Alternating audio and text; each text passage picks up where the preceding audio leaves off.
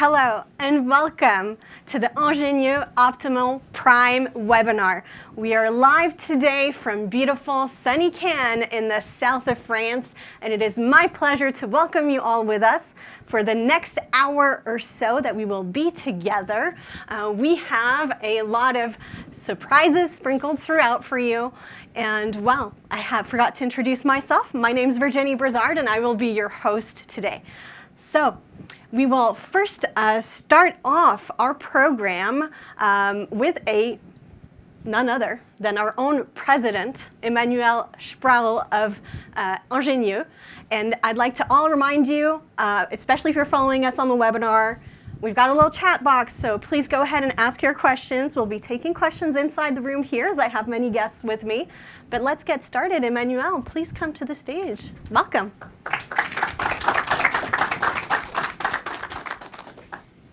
Thank you, Virginie. Dear friends of Angenieux, dear partners, dear customers, as you know, the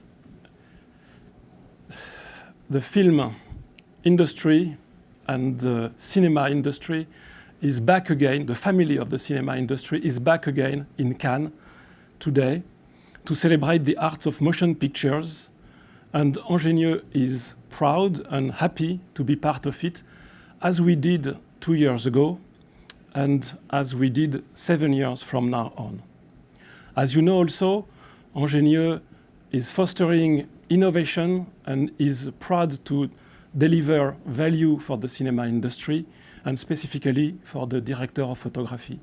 And we have pushed our ambition a step ahead by introducing this new family of Optimo Prime series, perfectly matching our Optimo Zoom series, and introducing the liberty to personalize the lens with the director of photography and enabling creativity. Of course, all the team of Angenieux is very proud and very happy to be here and excited with this opportunity. On top of that, we will disclose today 2 specific new products, innovative products to come, so stay tuned. All these reasons are the reasons why I am very happy to be here today, and I will leave the floor to our partners of Americas, Bond Pro. I will excuse Amnon Bond, who could not join just now, and I will leave the floor to Jean-Marc Boucher, who will represent Bond Pro, our partner in the America. Thank you, Jean-Marc. Thank you, Emmanuel. Hi, everybody. I would say good morning, America, because right now it's pretty early. It's 6 a.m. in LA and 9 a.m. in New York. So I'm sure some of you are just having your breakfast or just getting to your desk at work. My first word will be for 2 people who left us recently. Before just talking about our work, I think it's important. We are in the mecca of cinema here to recognize that some people have been very important, and during the difficult time, some people are no longer with us. So my first thought is about Steve Magnus. Steve has been a really strong partner for Angenieux for a long time. When he started Century Precision, when he became the president, he carried the brand of Angenieux through the 80s and the 90s as a distributor for the Angenieux product in Los Angeles.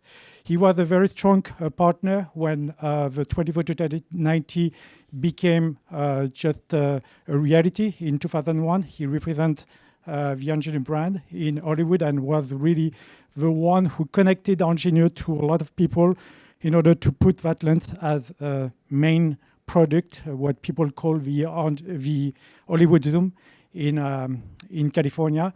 And then he really was behind the 15 to 40 and 28 to 70, the short zoom project that really put Angenieux to a new level, and that this product became the got the award from the Oscar in I think 10 years ago.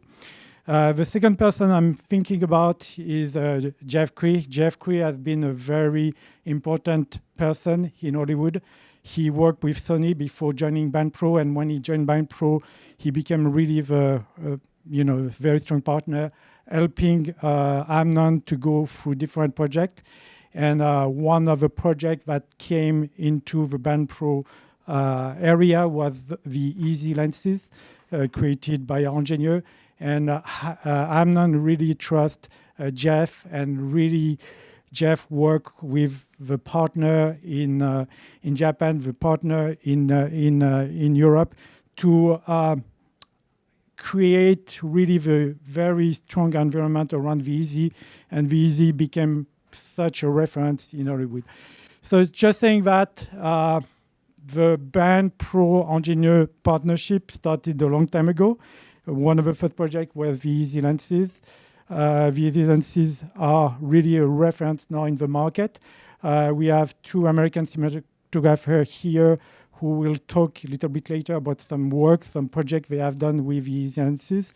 The second project, of course, is the Prime lenses. The Prime lenses started, I think, with a discussion here 4 or 5 years ago, I don't remember exactly, between Amnon Band, president at BandPro, and Pierre Endurant, and became a reality 2 years ago when the first lens was introduced here in Cannes. And now the Optimo Primes are available in the US in all the main locations, Atlanta, Chicago, New York, LA, and are a reality. A lot of people have shot with them, a lot of people have really used them, and they are becoming a really reference in Hollywood. So I think that collaboration was very strong and really put a new Angenieux and BandPro in a new area and a new level of expertise for providing high-end product for the cinema industry. Thank you.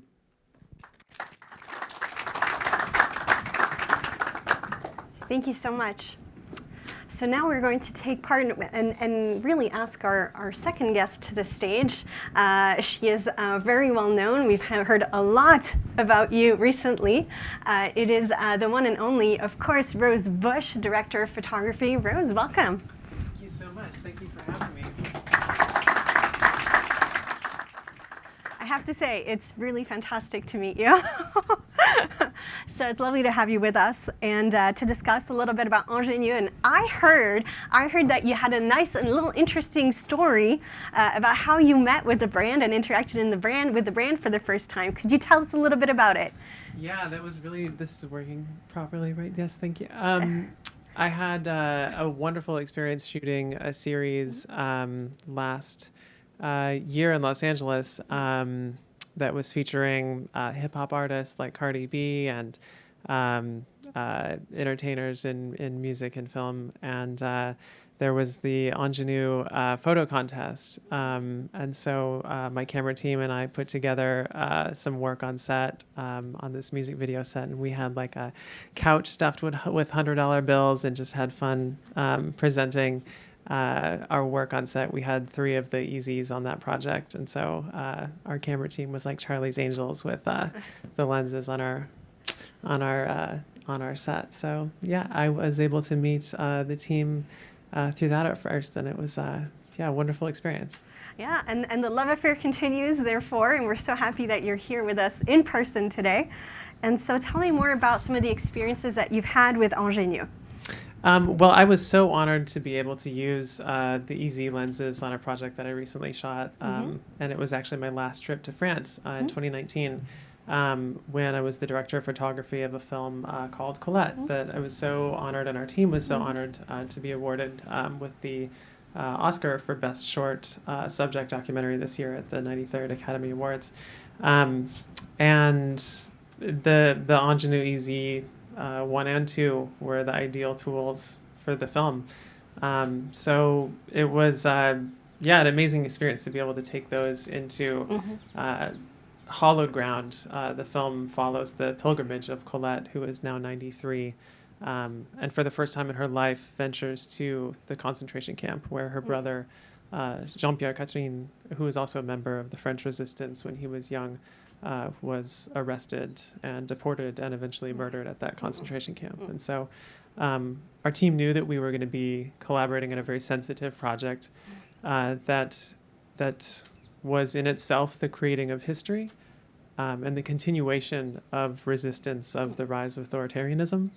And so we wanted to bring cinema tools that could respond with quality, versatility, and functionality. There were moments that we knew would happen and that did happen that you could never see twice.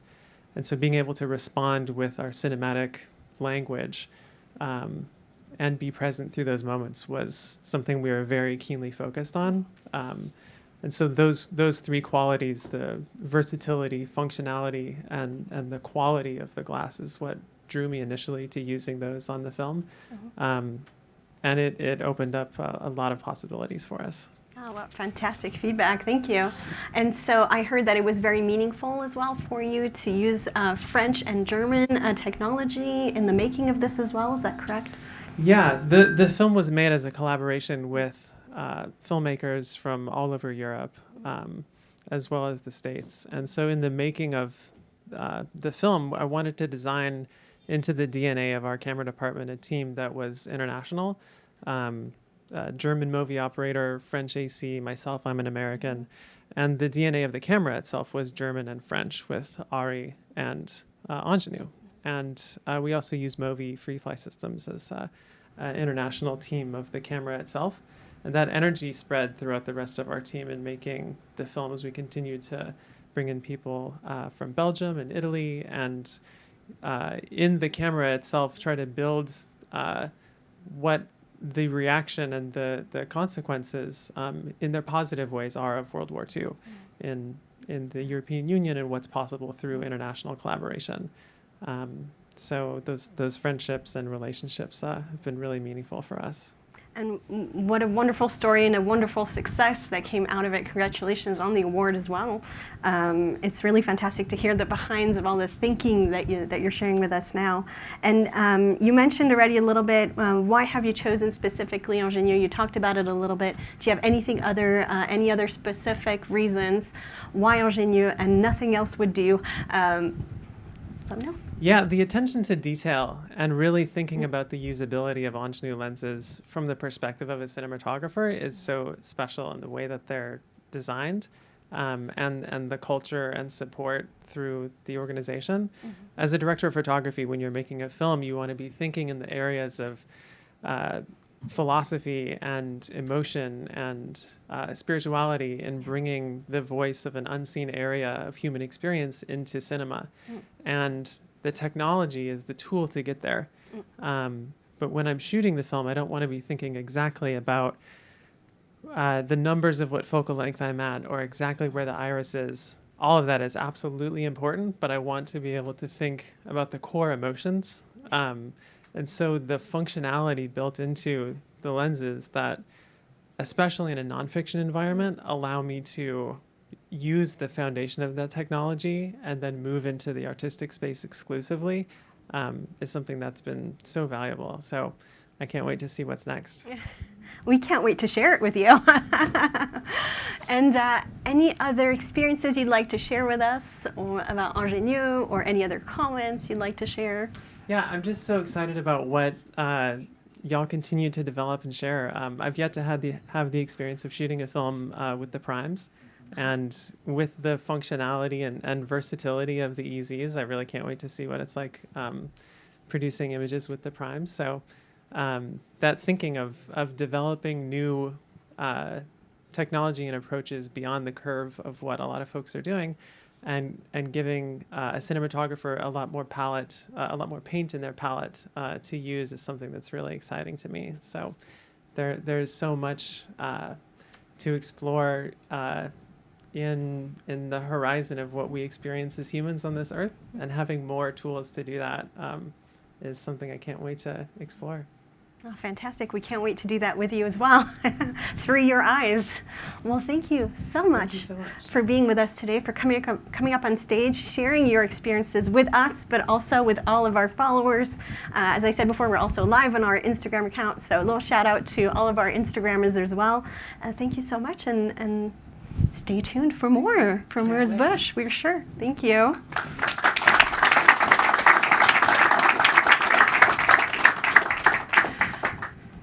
And so now we will move on to the next part of our presentation with one of our very own this time. She is very well known by many of you here present, and I'm sure internationally as well. Our Managing Director for Sales and Marketing, Séverine Serrano. Séverine, welcome. Good afternoon, and thank you to be with us and to be connected today. I'm very happy to share this moment and this presentation with you. As you know, Angenieux is a very well-known company, is an iconic brand. And 70 years ago, we developed and manufactured fixed focal lengths, mainly for 16mm format and for 8mm format. And we proposed on the market focal length as 14.9mm, 18.5mm, 24, 28, 40, 32, 50, 75, 100. So we have, in the past, a lot of fixed focal lengths. However, the last 50 years, we developed only zoom lenses, but it was only for the director of photography to give them the possibility to be very flexible on the zoom lens.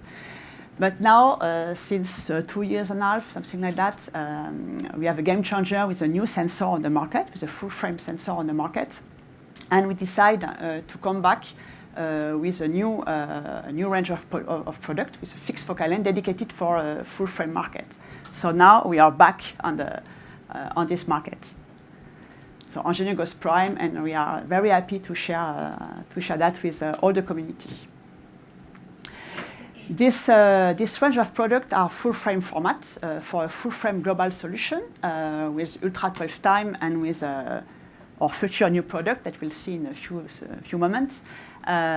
It's 12 native cinema lens product we design from scratch, and we develop 18 to 200 millimeter as focal length to allow the director of photography to have the choice in all the projects. The aperture is 1.8 from 21 to 100 millimeter, and T2 for 18 and T22 for 200 millimeter. We decide to develop very compact lens. Maybe it's one of the most compact lenses on the market, very lightweight, that could be very helpful on the Steadicam applications, on gimbals, or whatever you have as projects. It's also in the Optimo family, so you can find the Optimo look, and also the optical, the mechanical feel on the product. It's high quality and high-end product, so it's approximately 200 lines per millimeter. So you will have very top of the image with this product. And as you know, Angenieux loves to bring innovation in their product. And we decide to make a real unique features on the market and with a real added value on the product. It's the internal optical palette. But I will come back on this feature a little bit later in the presentation. So as Emmanuel said in introduction, we launch commercially this range of product in Cannes, in the rooftop of the Blue Radisson in front of the sea. It was a very marvelous moment with Bruno Delbonnel. And their first words was, it was amazing lens, a gorgeous lens, the crème de la crème. So we were very happy to see that the director of photography like Bruno Delbonnel was in love with our product. And today we are very proud to show you the 12 lens. So 2 years after the first launch, after 1 year and a half of crisis, all the team continue the hard work to produce the lens. And I would like to ask Christophe, the managing director for the Cinema Optics division, to disclose the 12 lenses that you have now in production. So.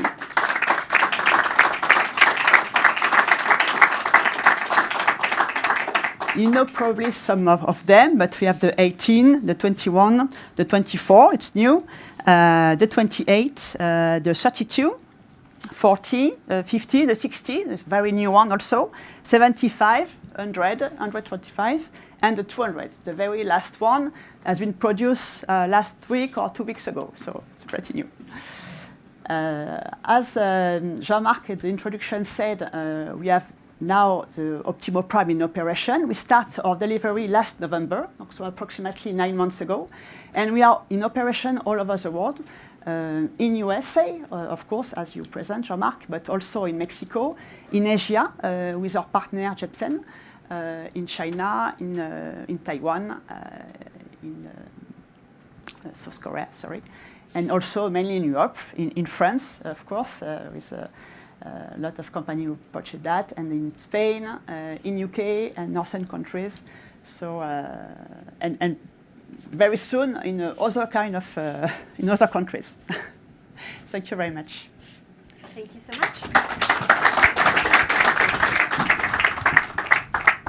So before we move on to our next part, I'm still checking for questions, so don't hesitate if you're with us on Teams to go ahead and add those in the chat box. I actually have a question, and it's a question for you, Rose. If I could ask you to come up here, and it is about Colette, and asking if you were using EZs as full-time frames or S35.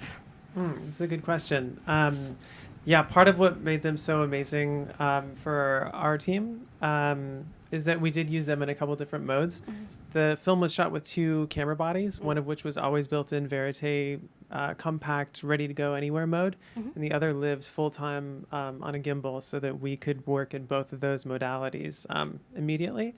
And so depending on the lighting environment we were going to be in for the day, a lot of the film took place in exteriors, but some of it took place in caves and very low light environments. So we would swap between full frame and Super 35 accordingly. We also did a good amount of Verite material with the EZ2 in full frame mode, which provides, in my opinion, a really great medium focal range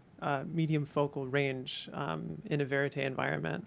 There's a wonderful but comfortable wide available that doesn't distort the face, but also allows you to feel very present and close to the subject. The director, Anthony, and the producer, Aaron, and Elise and Annie also talked about wanting to feel close and present with Colette so that we weren't practicing long lens nonfiction filmmaking, right. And an audience can tell the difference when a film is shot at 135 or if it's shot at 35 millimeters. So that lens provided a really great opportunity to stay close and in proximity. But then, there are times in the film where we're in caves that people like Jean-Pierre Catherine were underground for over a month at a time, and that's how he lived his last month. And so in that environment, obviously there's almost no light. So being able to shoot at a 2 was unbelievably advantageous to us. Yeah. So being able to anticipate what's coming up in the next several days of the production and be able to swap the rear optical block in 10 minutes or so, albeit in a clean environment, is really a wonderful tool. Fantastic. Thank you so much for answering this question. So keep asking them online. Don't hesitate. And as you go ahead and do that, we are going to welcome our next guest to the stage. And I'm very excited to introduce Michael Gomes, Director of Photography as well. And he's going to share with us also his experience with Angenieux lenses. Hi, Michael. Welcome. So tell us a little bit about yourself first. I've heard a lot about you. You're debuting at Cannes Festival this year, which is super exciting. Tell us more. So I have a film here. It's premiering tomorrow.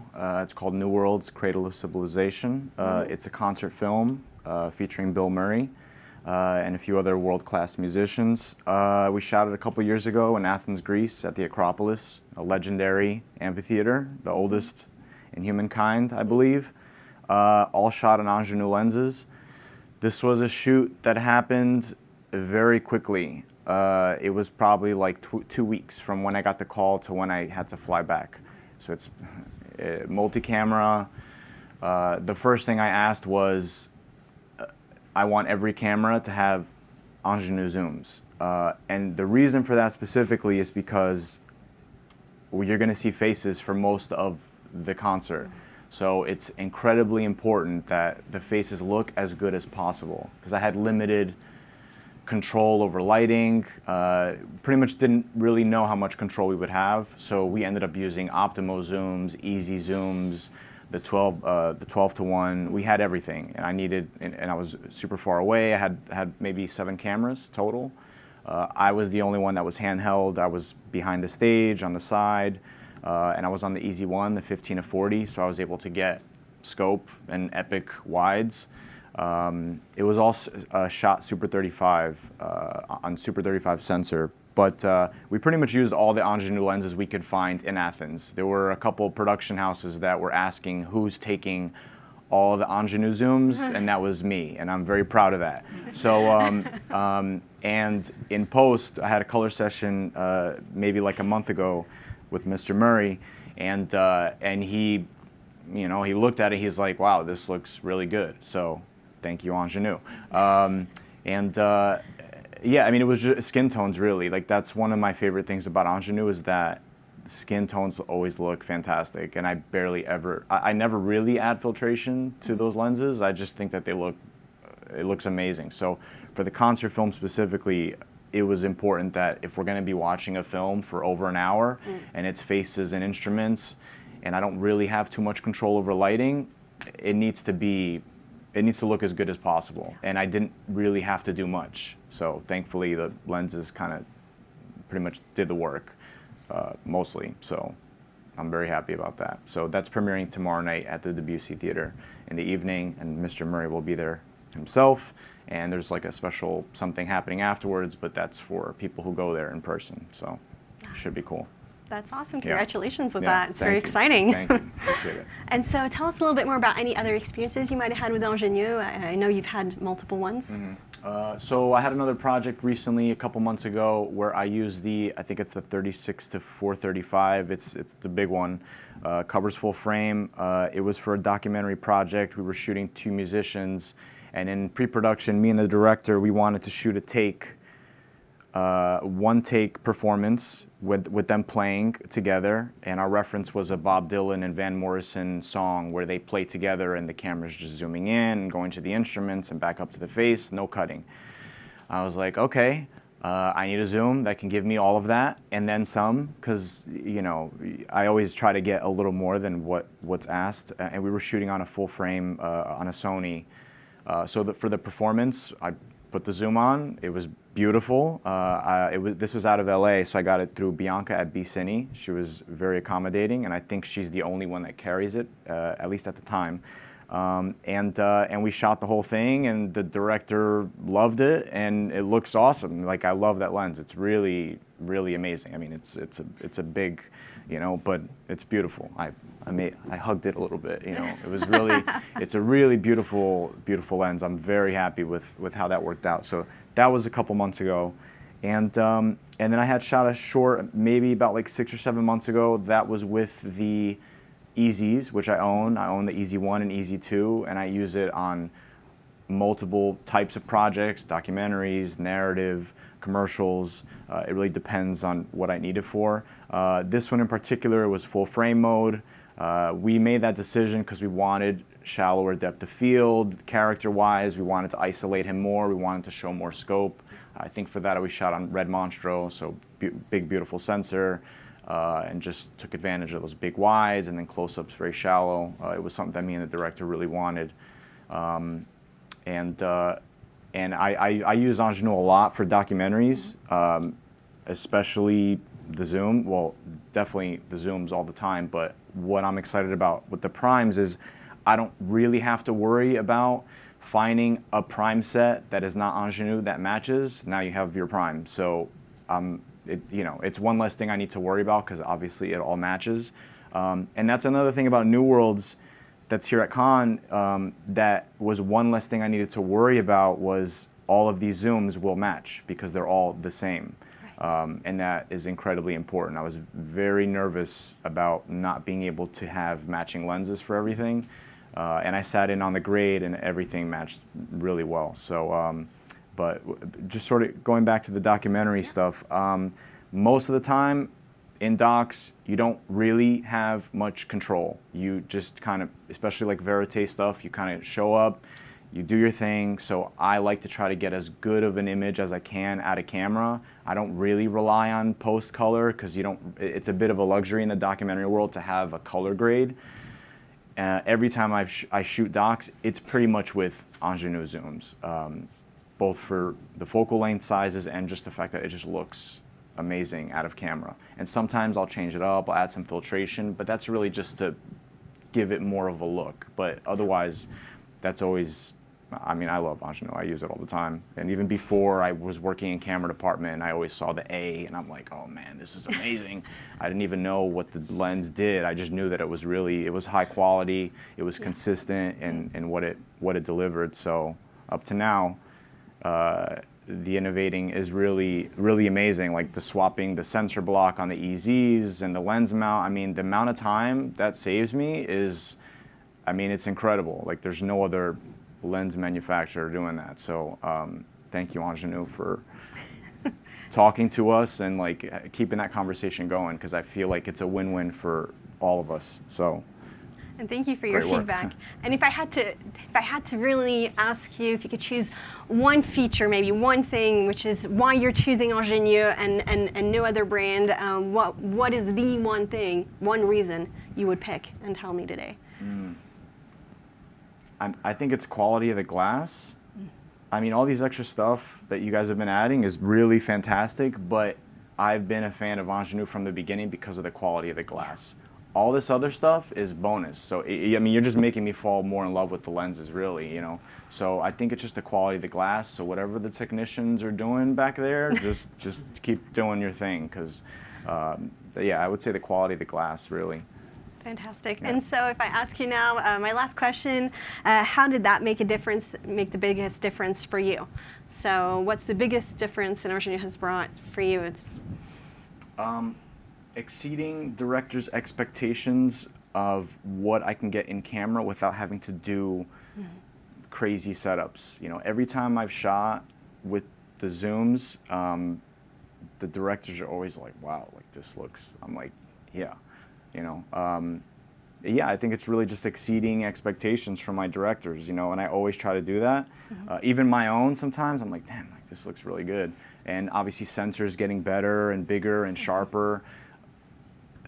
Angenieux keeps the super digital look away. There's like an organic feel to the glass, which is why I was saying I think the glass is like my favorite part of the lenses. I think that's what makes it special. So everything else is just is a bonus, but yeah. Super.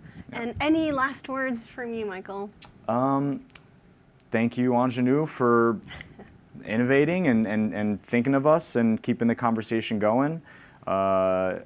This is very exciting. These new primes, I'm anxious to, you know, start shooting with them. But this is really exciting, and I think what you guys are doing is really cool. And you're pushing what we can do and what we have at our disposal as cinematographers to create beautiful imagery and tell stories and do it in an organic way that is not too digitally or, yeah, just creating, stretching the creative muscle. You're giving us the tools to do that. Fantastic. So I appreciate it. Well, thank you so much for coming on stage with me. Yeah, my pleasure. Perfect. Cool. Thank you so much. Thank you. Okay, so I've been checking my iPad. Don't hesitate to ask questions if you're online. We are all ears. So we don't have any more questions for now, but get typing. I'm still looking. And in the meantime, what we're going to do is move on to the next part of our presentation. And this is going to be a little focus on internal optical palette. To do so, Séverine Siano is going to come back on stage. Séverine. Yes, so it was important for us to make a focus on the internal optical palette. We call it IOP. This story began some years ago. We discussed with different directors of photography from all over the world, and we asked them, what do you want in our new product? What is your dream? And the discussion We think about all that, and our engineer create this unique feature that we integrate in the optical, in the Optimo Prime focal length. So the IOP approach is really to add features in the optics to expand your creativity and on emotion that you want to see on the images. So we propose, in fact, several components inside the lens. So you can change the iris, and you can change the internal glass component. So the iris, you can change. In standard, you have the 9-blade iris, and we propose a 3-blade iris and an oval iris. So it gives you a different possibility to have a specific bokeh on your image. And in internal palette, internal glass elements, we have a clear filter.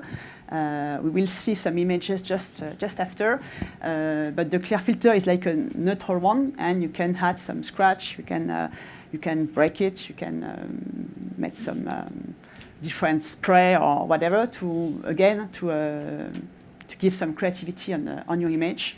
We have also uncoated optics with bring some flares on the image. We have also a blue strike, and if you combine the blue strike with the oval iris, you have like an anamorphic. So it's interesting because in the Optimo Price series with IOP, you have internal optical palette. You have several series in one, in fact, because you can create your look with all these kind of components. And yes, we have also a rare filter, and we propose a vintage one. And also, you have an image vintage. So you can imagine what you want with this kind of component. So now this offer is on the table. So be creative, be crazy, and be yourself with this component. Thank you. Thank you so much, Séverine. And it's my pleasure now to introduce to the stage Marc Betteret, who's going to come up with us and tell us a little bit more about your experience with Angenieux. Thank you. Hi, Marc. Hello. Welcome. Thank you very much. It's a pleasure to have you with us as well. Yes. It's getting a little warm in our room over here, but let's go ahead and talk a little bit about you and your experience with Angenieux so far. Tell us a little bit about this, and don't hesitate to introduce yourself first, maybe. Okay. Well, I have a camera rental house in New York, which is called Handheld Films, and I've been renting equipment since the early 80s. With various success, but today we're doing very well. We're very strong. We actually got 3 sets of these lenses in progress because they're not all fully delivered yet. And we're looking forward to providing them to various customers. But I want to speak more about what our experience is, which is with the other line of Angenieux, the Easy Zoom, as we've discussed, even the one before, the 15 to 40, 28 to 76, and 45 to 120, which are very well known. And we have a lot of those, as well as the Ultra. Thanks to Séverine, we were able to purchase some, and we're very lucky on that. And one of the things with all this equipment is that people ask me, well, what do you rent this for? And I say, it's always the same price. It's the price that the producer has in the kitty for us. So you have to find out what they're really willing to pay. And sometimes they're giving you a price that's lower than maybe what they would, but eventually, if you're in confidence with them, you find out and you say, okay, this price, I can do it, it's fine. It's not always the same price, but it's the price that they have in mind. And for that, sometimes the equipment has to be affordable so that we have enough to meet various client expectations. And with the Zoom, those Zoom are very affordable, and we now have 4 sets, and we can get more from Band Pro. We can sometimes get a loaner if one is damaged. So there's a lot of support there and a lot of affordability. that's important. When the equipment is too expensive, you might only have one, and maybe you're not meeting the client at the price that they have, so you're keeping it, hoping for a better project, but that maybe that project won't come. So if you have more equipment, you can say, okay, I'll go after all those at the different prices. And so it's just a little bit of business so that people understand, because sometimes the price is important. And sometimes you have a captive audience, like let's say, just to name Panavision, you know, so they can do what they want. They still do the price that the customer has. But us, we compete with everybody, and we have to be flexible. And so to have a manufacturer that offer flexibility in the pricing is very important. But let me talk about the look of the Angenieux, because a lot of people talk, and Michael was giving his opinion that was very interesting for me. I think what we found, because we compare the Optimo Zoom with Jean-Marc Bouchu, who is now with Ben Pro, and we compare them with a very good DP, with putting a 1.4 extender or expander maybe, and comparing them with some zoom that cover a large format. And we compare these images, and even those Super 35 with a 1.4 expander had a remarkable image compared to the other native zoom from the other manufacturer, which I don't need to bring up. A very popular zoom, actually, that they have too. But you know, I think this is something a little bit forgotten, that you can go with a 1.4 expander and you can be in 178 large format, which is the format that, for example, the BBC use. And you get a great film and a fantastic look with the Angenieux zoom. It's a look that's a little bit warmer than maybe the other available glass that you have. And the same thing goes with these Optimo Prime. We compared them with some of the Zeiss lenses recently. And I'm not putting down the Zeiss lenses, because they are also remarkable. But these are warmer. And the look was... people who saw that described the look as natural. Now, you know, it's easy to say that, but for sure it is warmer. What matters very much too is the bokeh, like when you can read the bokeh and what can you read in the bokeh. So I'd rather let other people that are director of photography talk about this, but that's a big factor. I think that someone brought to my attention the linear iris is easier to work for the assistant. I'm not sure that that would make a big difference for the DP, but still it's convenient to have thought of this.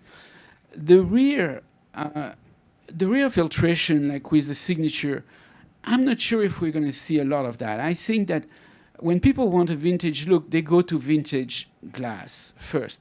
Because there's a comfort zone where people are used to work with this particular type of vintage lenses. So what you don't want is to learn at the expense of the production and create a look, and all of a sudden, oh, well, no, we don't like this, and actually we don't like your work, so thank you very much, we're going to go another direction. Okay, it's unfortunate.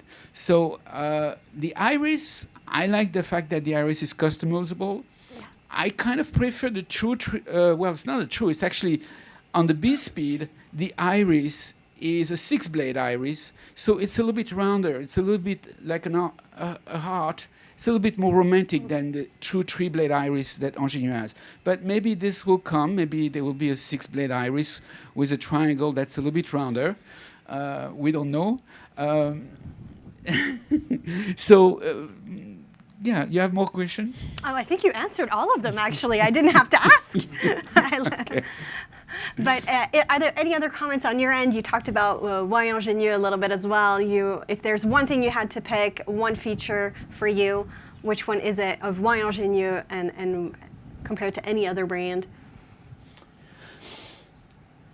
Well, from an equipment provider, it's difficult. You know, I mean, we're agnostic. We don't pushing a particular brand. We're not pushing a certain type. We give option.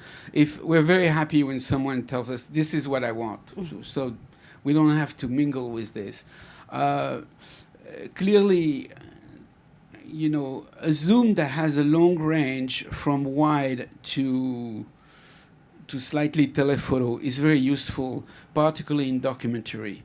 A zoom with a servo is very useful in documentary. So we've seen some of those. I think that the 28 to 76 was actually a very successful focal for Steadicam. It was very good. Then the 45 to 120 is very good too. I hear it's sharper than the other lenses, but you know. You heard it here. Okay. Thank you. Perfect. Well, thank you so much for giving us your experience and sharing all of your thoughts with us. You're welcome. Thank you for having me. Thank you.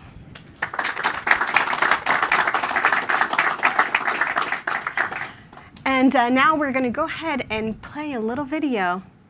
So let's go.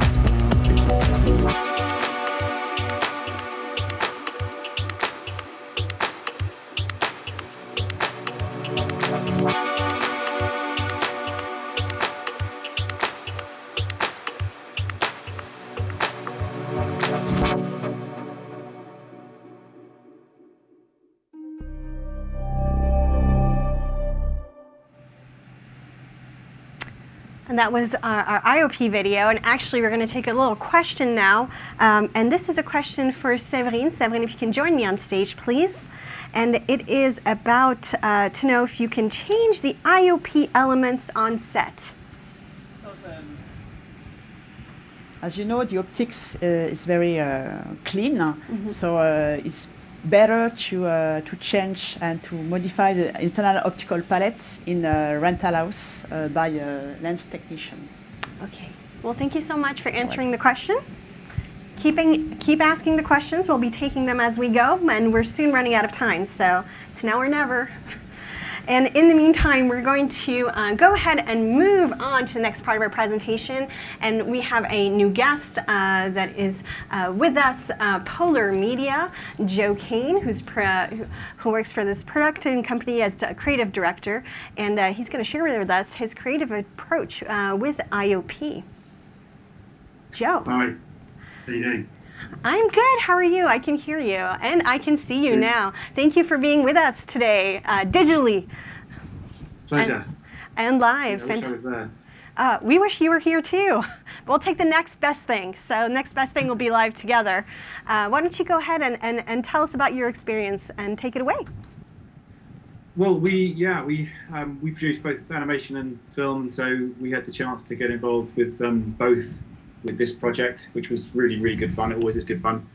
And we had the pleasure of getting a set of lenses to play with the IOPs, and we modified them with the guys at CVP, who are much more technical and trustworthy than we are. So they did it all in this very clean environment, like you were saying.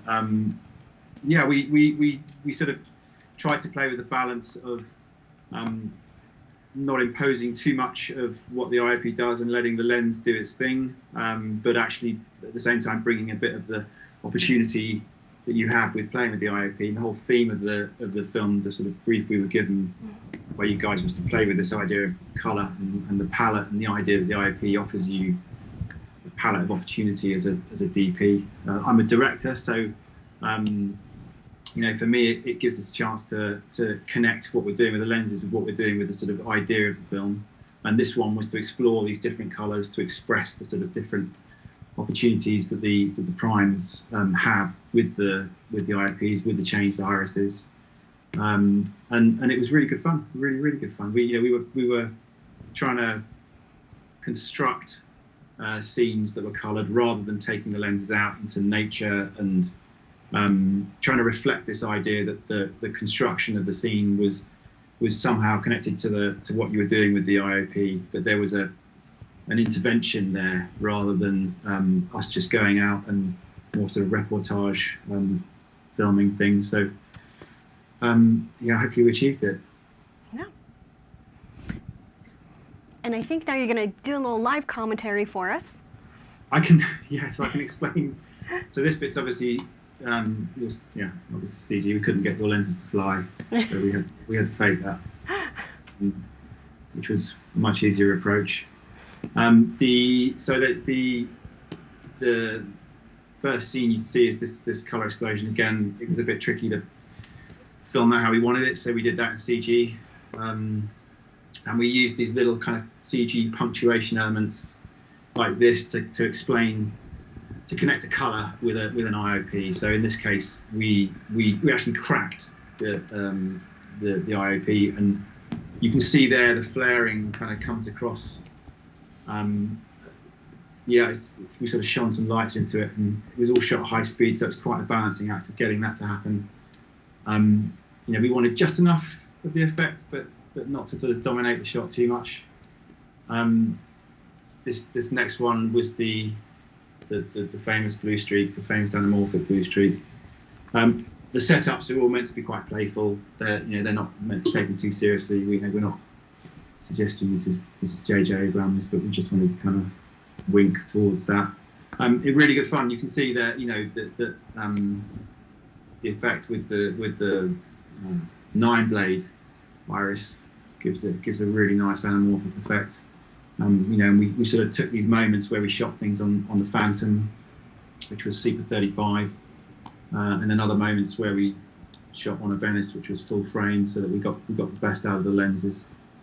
For this one, we tried to spray yellow paint on. Well, we did spray yellow paint on one of the elements. It actually, in the end, softened the image too much, so we swapped it out for an uncoated filter, which I love. I just think it deals with flares and light in such a subtle way. You know, they're a real pleasure to use. And it was a bit too much yellow by the time we'd sprayed yellow on top of it. The changing the filters was something that we left to people who knew what they were doing. I can't say I have the capability or the patience. This one was uncoated. Again, the themes running through this are powder. We talked about different ways of expressing colour. In the end, we thought powder was the most physical, you know, and it just, you don't have to do much to it. You know, you can just let it do its thing, and the beauty and the colour kind of come across. These next two scenes are the comparison between this 3-blade and the 9-blade. So this is obviously you can see the triangle bokeh here. So we sort of set up a scene where we can get the best out of that. The lack of breathing on the lenses is amazing. It's really good fun. You know, I'd never shot with a triangle bokeh before. I don't think any of us had. And then this is the same scene set up, but with 9-blade. And again, it's just hard to argue with how beautiful the bokeh looks on these. And I've heard a couple of people mention the warmth of these lenses and the skin tones, and I couldn't agree more. From a director's perspective, you know, there's something so reassuring about knowing that the lens out of the case is going to look gorgeous, and that your starting point is already way above where you would kind of normally be. You know, it makes everything easier, and it actually allows you, I think, to sort of develop themes in a way that you wouldn't, because you've got trust in the fact that they'll look beautiful. A little more CG at the end.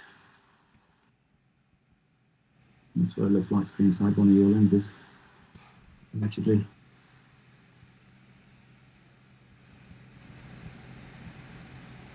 And that's it. Fantastic. Fantastic. Thank you so much for sharing your comments with us. Anything else you'd like to add, Joe?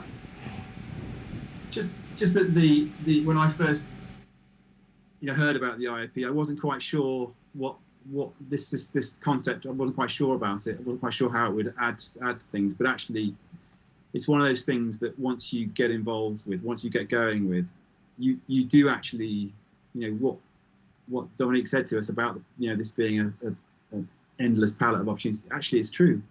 And having kind of used them in the heat of battle and shot with them properly, over a couple of days. There's a ton of things I'd like to do with them. You once you get hooked on it, it's actually really, really, really interesting. And you've got this beautiful prime lens, but then you've also got this ability to go beyond that. And it's the only time I've used a lens, or we've used lenses, where there's a journey. There's a place to go that's undefined. It's up to you, and it's really good fun. It's beautiful and it's really good fun. Well, fantastic. Thank you so much for joining us digitally. We hope to see you in real next time. Thanks very much, Joe.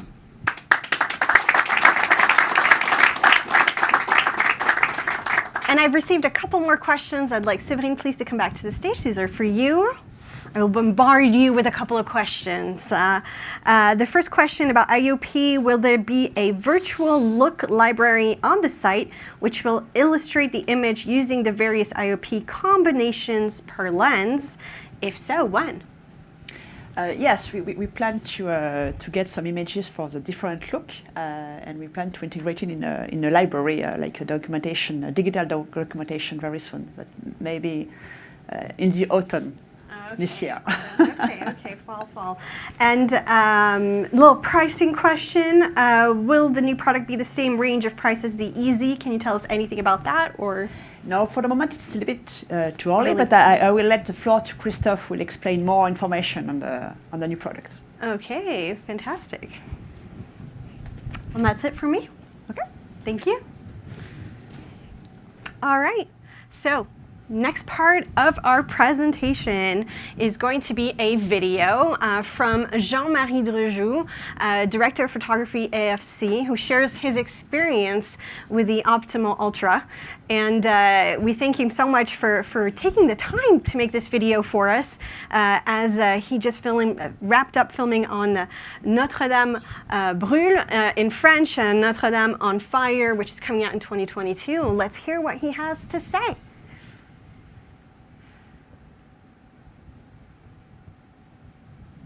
And we can roll the video. Hi, I'm Jean-Marie Drejou. I'm a French DP.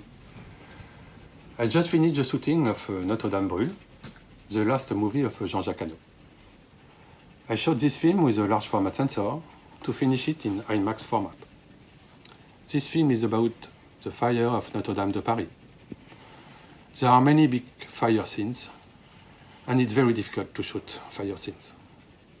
I shot the fire sequences with many cameras, usually 3 or 4, but occasionally as many as 9. Some were placed in the earth of the fire, and for that, I used to cold boxes to provide fire-resistant housing for remote cameras. To have great freedom of shots outside the fire, I need to be able to equip a crane with a wide zoom. I decided to equip a camera with a new Ultra Optimo 12 on a Tecto crane 50 feet. The Ultra Optimo is 26 to finish at 435, which allowed me start wide shots and finish in very close-up to shoot in the earth of the fire without risking damage for the equipment. I use also 2 EZ1, 45 to 135, 30 to 80, and I put them on a Steadicam. This 3 zoom was a perfect package for this shooting. On my shooting, I still use 24 to 280, and 15 to 40, and 28 to 76. And it was great to have the same equipment adapted for large format sensor. On this one, I discovered the Ultra Optimo 12 that I particularly appreciate. You will see the film on screen in big theater next year. Thanks to Angenieux to continue to produce new products and for always being in research. See us at Cannes for Agnès Godard tribute. Bye-bye. And that was Jean-Marie. And if you watch us either now or later, thank you so much for creating that video for us. Even though you were not able to be with us, you were still with us in video, and we're very thankful for that part. So thank you so much. And so now's the part where I take the final questions. So if there's any otherwise in the room as well, if you have any questions for any of our team, please do not hesitate.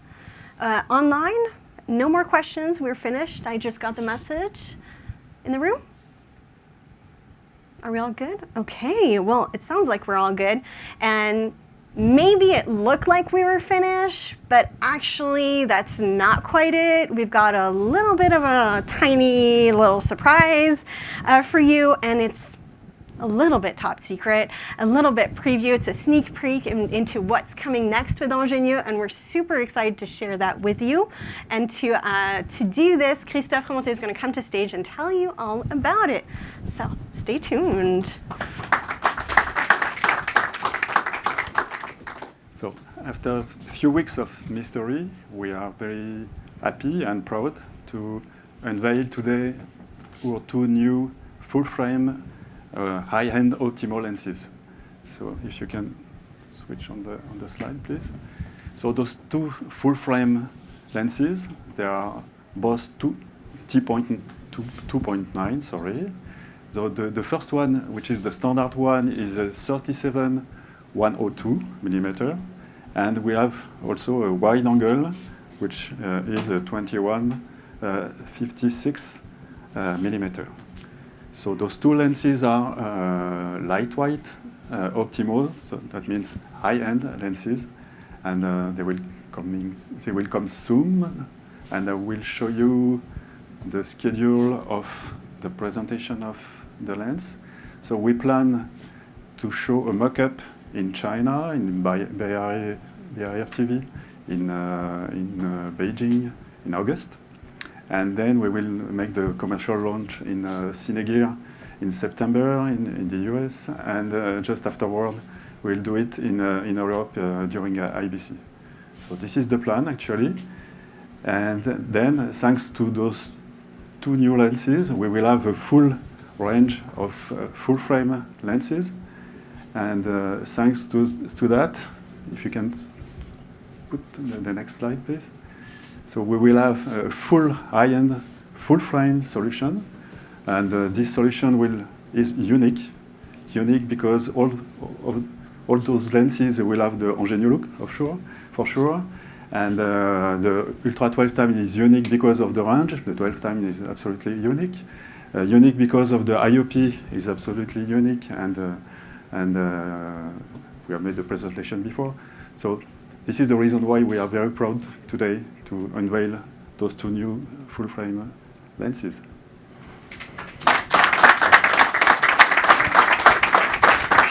And so, Christophe, this means, I mean, it's fully a game changer for Angenieux, right? Yes. It's really a challenge to provide those new lenses. Those lenses are very compact, lightweight.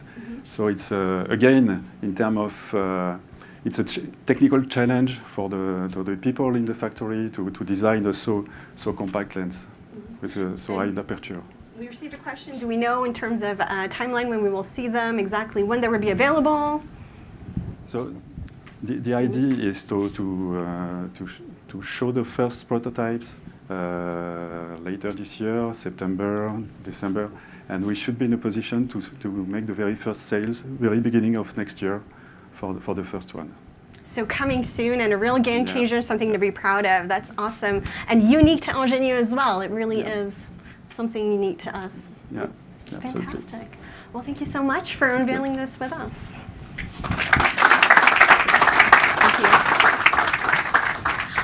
Okay, yes, now that's it. I promise we are finished with all the surprises. This is everything we had to tell you. I want to thank everybody for joining us who are here today.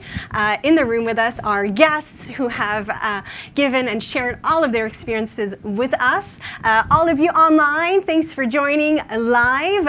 And also I'd like to invite you, because the festival is still ongoing, so don't forget to tune in tomorrow, 8 p.m. In French time, so Central European, excuse me, and follow us on our YouTube, and you'll be able to see for the very, very first time live from the Festival of Cannes. Never been seen before. Take part and see our Pierre Angénieux homage ceremony. We're so happy to bring you with us no matter where you are today. Thanks so much, and goodbye. See you soon.